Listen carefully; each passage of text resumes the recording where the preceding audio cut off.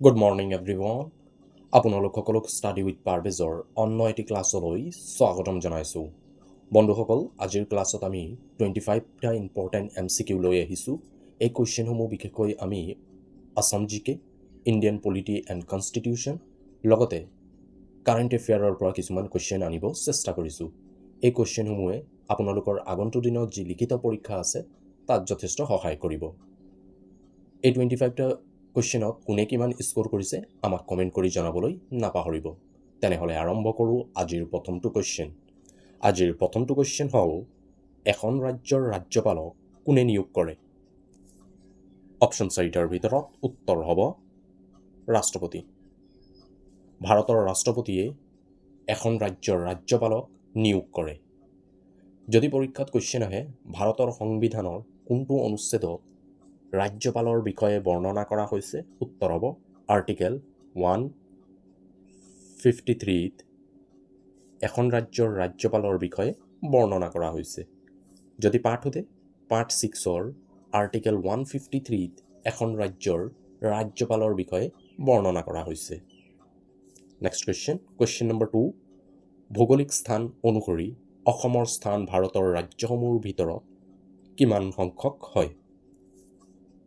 Option 4টাৰ ভিতৰত উত্তৰ হ'ব 16তম। ভৌগোলিক স্থান অনুসৰি অসমৰ স্থান ভাৰতৰ ৰাজ্যসমূহৰ ভিতৰত 16তম হয়।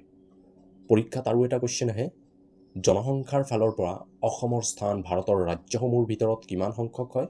উত্তৰ হ'ব 15তম। জনসংখ্যাৰ ফালৰ পৰা 15তম হয় আৰু ভৌগোলিক স্থান অনুসৰি অসমৰ স্থান ভাৰতৰ ৰাজ্যসমূহৰ ভিতৰত 16তম হয়। নেক্সট কুৱেশ্যন নম্বৰ 3, কোন চনত জোনাকী আলোচনীখন প্ৰকাশ পাইছিল?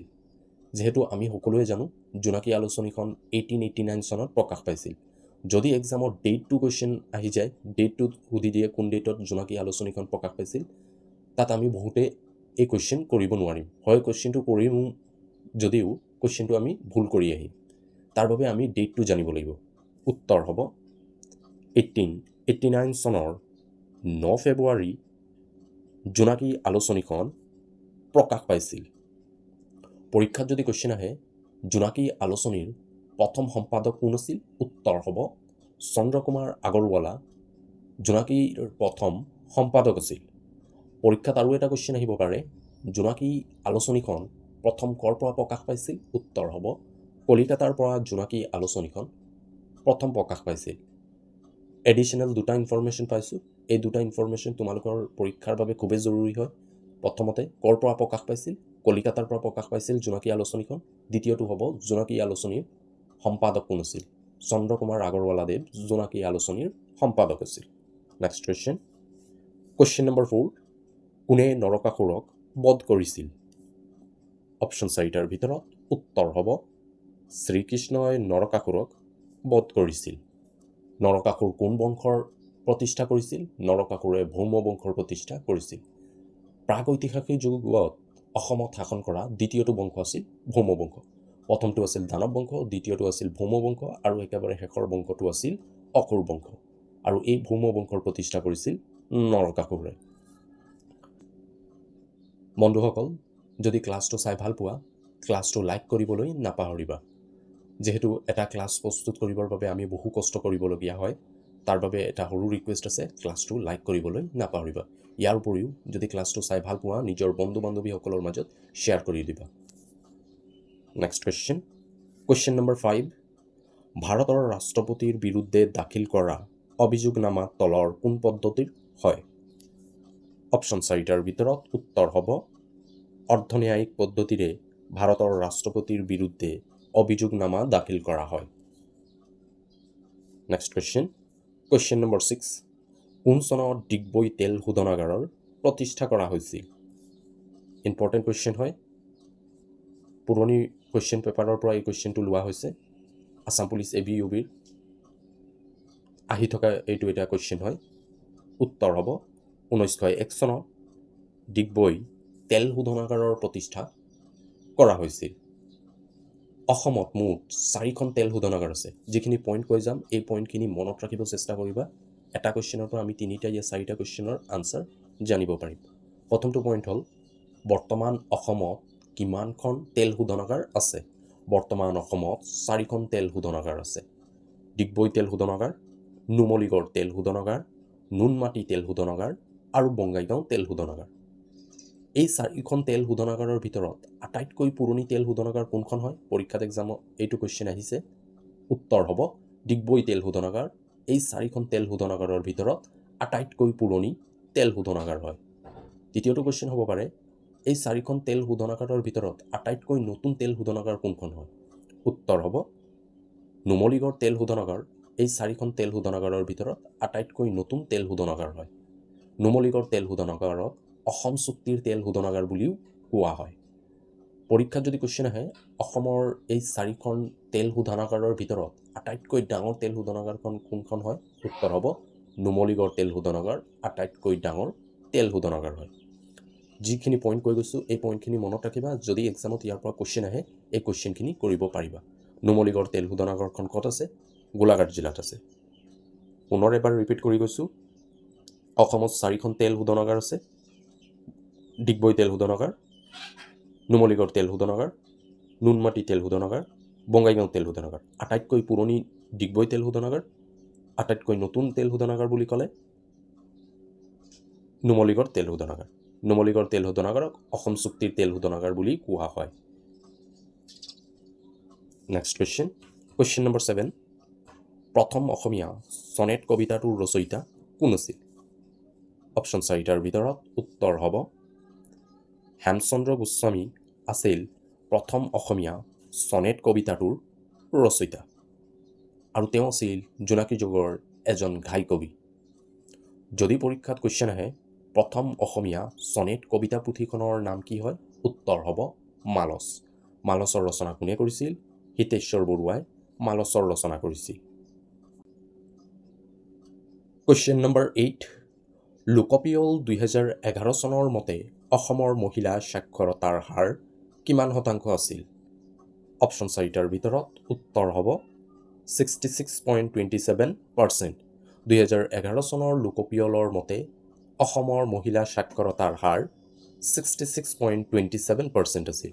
যদি পুৰুষৰ সোধে উত্তৰ হ'ব 77.25%। পুৰুষৰ যদি সোধে 77.25% আছিল পুৰুষৰ সাক্ষৰতাৰ হাৰ। আৰু যদি টোটেল সাক্ষৰতাৰ হাৰ সোধে, টোটেল সাক্ষৰতাৰ আছিল পুৰুষ মহিলা মিলাই 72.19%। তো তোমালোকে ৰাউণ্ড ফিগাৰটো মনত থবা 72, 77, 66। কিছুমানত 78ও দিয়া থাকে। এক্সামৰ অপশ্যনৰ ওপৰত ডিপেণ্ড কৰিব কোনটো হয়। 2011 চনৰ লোকপিয়লৰ মতে মহিলাৰ সাক্ষৰতাৰ হাৰ 66%, পুৰুষৰ সাক্ষৰতাৰ হাৰ 77। কিছুমান এক্সামৰ অপশ্যনত 78ও দিয়া থাকে। যদি 78 দিয়া থাকে তেনেহ'লে 78, যদি অপশ্যনত 77 দিয়া থাকে তেনেহ'লে 77.25% হ'ব। আৰু টোটেল পুৰুষ মহিলাৰ সাক্ষৰতাৰ হাৰ বুলি ক'লে উত্তৰ হ'ব 72.19%। Question number 9। হাজাৰা পুখুৰী অসমৰ কোনখন ঠাইত অৱস্থিত? অপশ্যন 4টাৰ ভিতৰত উত্তৰ হ'ব তেজপুৰত হাজাৰা পুখুৰীখন অৱস্থিত। এই হাজাৰা পুখুৰীৰ নিৰ্মাণ কোনে কৰিছিল? যদি পৰীক্ষাত কুৱেশ্যন আহে উত্তৰ হ'ব হাজাৰা পুখুৰীৰ নিৰ্মাণ হাজাৰা বৰ্মনে কৰিছিল। হাজাৰা বৰ্মন কোন বংশৰ ৰজা আছিল? বহুতে অপশ্যনটো ঠিক কৰি আহিব বৰ্মন বংশ, যিহেতু বৰ্মন নাম আছে। যদি বৰ্মন বংশ অপশ্যনত টিক কৰি আহিছা আনচাৰ ভুল হ'ব। হাজাৰা বৰ্মন আছিল শালস্তম্ভ বংশৰ এজন ৰজা। Question number 10। শালস্তম্ভ বংশৰ শেষৰ ৰজাজনৰ নাম কি আছিল? অপশ্যন 4টাৰ ভিতৰত উত্তৰ হ'ব ত্যাগসিংহ।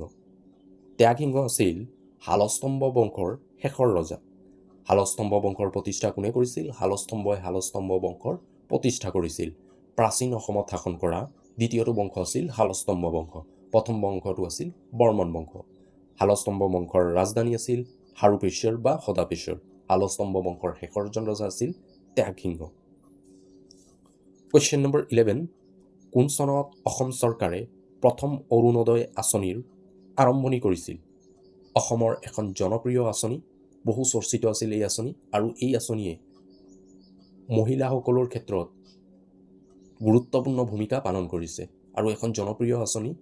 এক্সামত ইয়াৰ পৰা কুৱেশ্যন আহিব পাৰে, যিহেতু এনেধৰণৰ কুৱেশ্যন বিগত সময়ছোৱাত এক্সামত আহি আছে, তাৰ বাবে এই কুৱেশ্যন আমি আনিছোঁ। উত্তৰ হ'ব 2020 চনত অৰুণোদয় আঁচনিৰ আৰম্ভণি অসম চৰকাৰে কৰিছিল। যদি ডেটটো সোধে 2 অক্টোবৰ 2020 চনত অৰুণোদয় আঁচনিৰ আৰম্ভণি অসম চৰকাৰে কৰিছিল।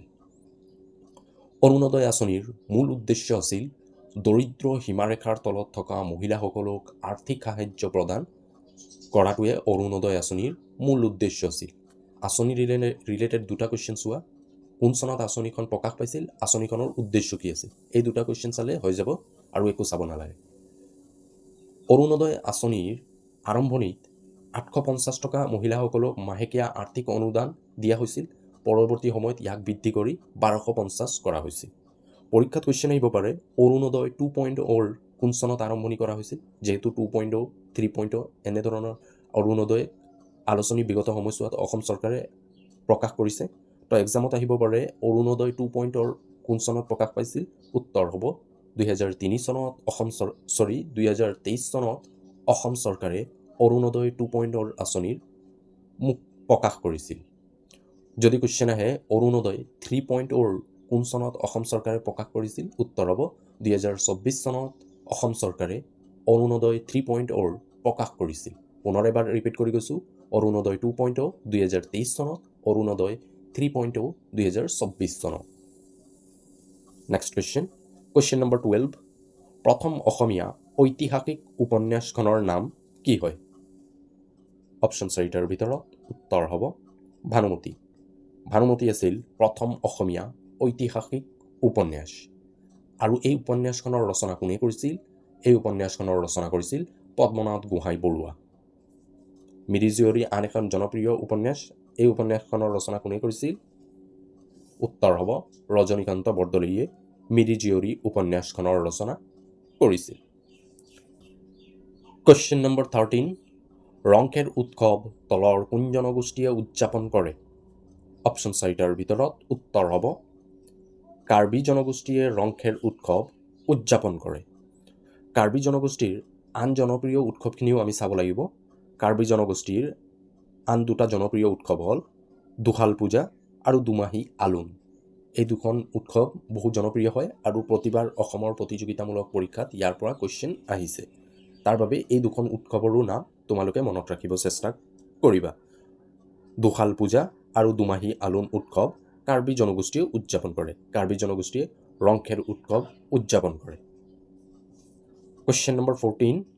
অসমৰ কোনখন চহৰক চাহৰ চহৰ বুলি কোৱা হয়।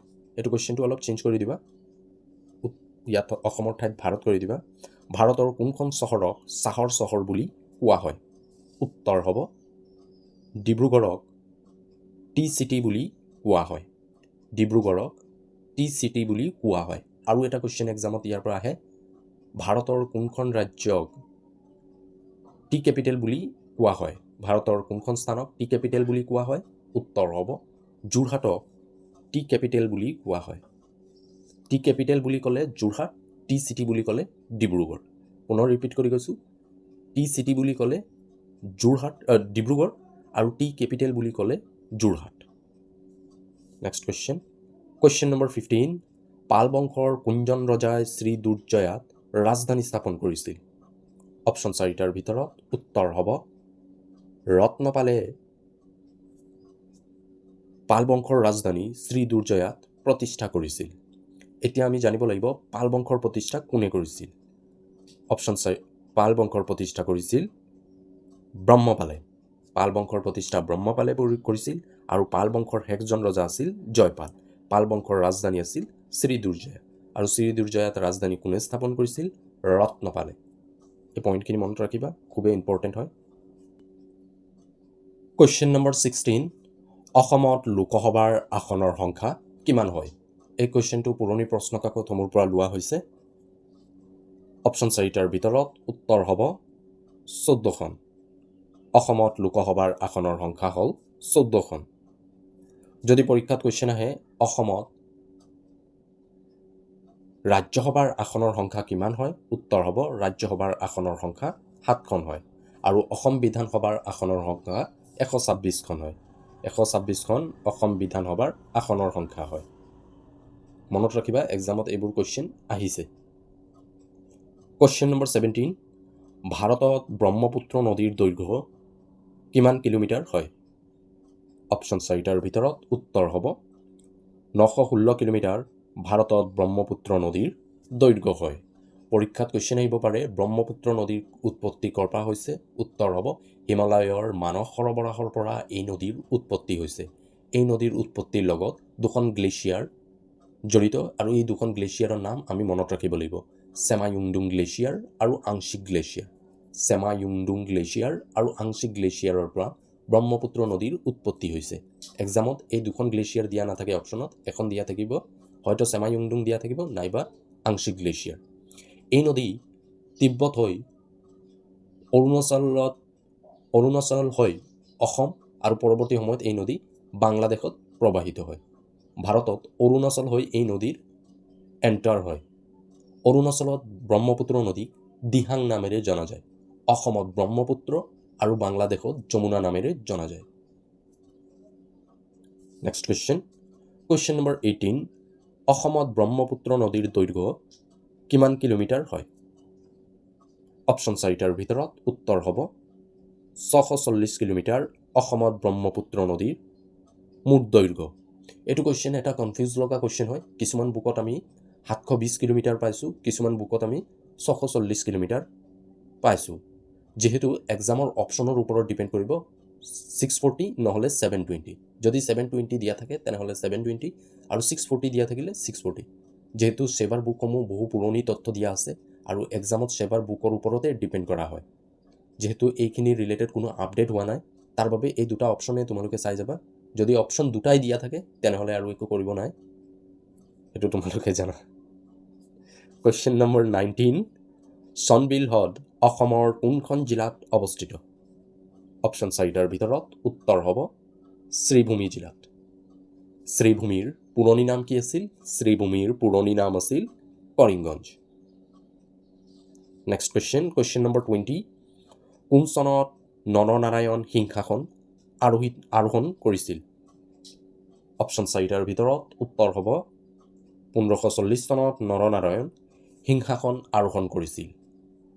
বন্ধুসকল, তোমালোকে যদি অসম বুৰঞ্জী, অসমৰ ভূগোল, অসমৰ কলা সংস্কৃতি, অসমীয়া সাহিত্য সাহিত্যিক আলোচনী, অসমৰ জাতি জনগোষ্ঠীয় উৎসৱ, তেওঁলোকৰ সাজপাৰ আৰু ভাৰতৰ ৰাজনীতি আৰু ভাৰতৰ সংবিধান, এই টপিকসমূহ অসম আৰক্ষীৰ বাবে এটা গুৰুত্বপূৰ্ণ টপিক হয়। এই টপিক পৰা বহু কুৱেশ্যন আহিছে।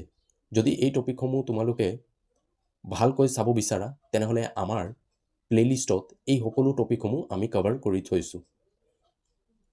এই ক্লাছসমূহত আমি যিসমূহ কুৱেশ্যন আলোচনা কৰিছোঁ, এই কুৱেশ্যনসমূহ অসমৰ প্ৰতিটো প্ৰতিযোগিতামূলক পৰীক্ষাৰ বাবে খুবেই জৰুৰী হয়। যিসমূহ কুৱেশ্যন আনিছোঁ, এই কুৱেশ্যনসমূহ অসমৰ পুৰণি প্ৰশ্নকাকতসমূহৰ পৰা লোৱা হৈছে আৰু কিছুমান কুৱেশ্যনসমূহ গুৰুত্বপূৰ্ণ চাই এই ছিৰিজসমূহ অনা হৈছে। যদি আপোনালোকে এই ক্লাছখিনি নাই চোৱা, সকলোক ৰিকুৱেষ্ট কৰিছোঁ এই ক্লাছখিনি এবাৰ চোৱাৰ বাবে। যিহেতু অসম আৰক্ষীৰ বাবে এটা গুৰুত্বপূৰ্ণ টপিক হয় এই টপিকসমূহ, আৰু এই ক্লাছসমূহ আমি একেবাৰে সহজ পদ্ধতিৰে আলোচনা কৰিছোঁ যাতে তোমালোকৰ বুজিবলৈ সুবিধা হয়। যদি ক্লাছখিনি নাই চোৱা, আমাৰ প্লেলিষ্টত যোৱা, তাত সকলো ক্লাছখিনি আছে। নেক্সট কুৱেশ্যন, কুৱেশ্যন নম্বৰ 21, বৰ্তমান অসম বিধানসভাৰ অধ্যক্ষ কোন হয়?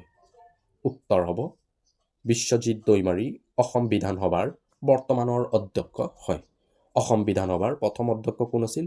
বাবু বসন্ত কুমাৰ দাস আছিল অসম বিধানসভাৰ প্ৰথম অধ্যক্ষ। কুৱেশ্যন নম্বৰ 22, কোন চনত চাহক অসমৰ ৰাজ্যিক পানী হিচাপে ঘোষণা কৰা হৈছিল? উত্তৰ হ'ব 2011 চনত চাহক অসমৰ ৰাজ্যিক পানী হিচাপে ঘোষণা কৰা হৈছিল।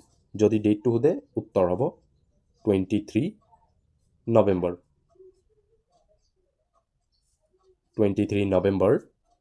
2021ত চাহক অসমৰ ৰাজ্যিক পানী হিচাপে ঘোষণা কৰা হৈছিল। কুৱেশ্যন নম্বৰ 23, কোন চনত ৰাষ্ট্ৰসংঘৰ গঠন কৰা হৈছিল?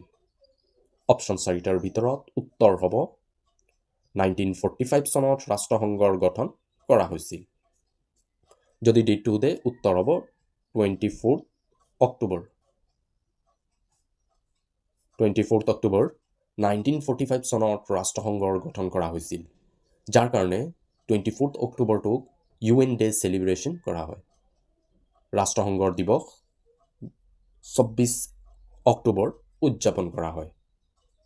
কুৱেশ্যন নম্বৰ 24, কোন চনত ফুলগুৰি বিদ্ৰোহ সংগঠিত হৈছিল? উত্তৰ হ'ব 1861 চনত ফুলগুৰি বিদ্ৰোহ সংগঠিত হৈছিল। এই বিদ্ৰোহ ক'ত হৈছিল? এই বিদ্ৰোহ হৈছিল নগাঁও জিলাৰ ফুলগুৰি নামৰ ঠাইত। এই বিদ্ৰোহ আছিল অসমৰ প্ৰথমটো কৃষক বিদ্ৰোহ। এই বিদ্ৰোহৰ নেতৃত্ব বহন কৰিছিল তিৱা সম্প্ৰদায়ে। এই বিদ্ৰোহৰ মূল কাৰণ আছিল আফু খেতি বন্ধ কৰি দিয়া আৰু পৰৱৰ্তী সময়ত তামোল পাণত অধিক কৰ লগাই দিয়াৰ বুলি এটা উৰা বাতৰি বিয়পাইছিল, যাৰ বাবে এই বিদ্ৰোহ আৰম্ভণি হৈছিল। পৰীক্ষাত এটা কুৱেশ্যন আহে, ফুলগুৰি বিদ্ৰোহৰ সময়ত গণহত্যা কৰা ইংৰেজ বিষয়াজনৰ নাম কি আছিল? উত্তৰ হ'ব লেফটেনেণ্ট ছিংগাৰ।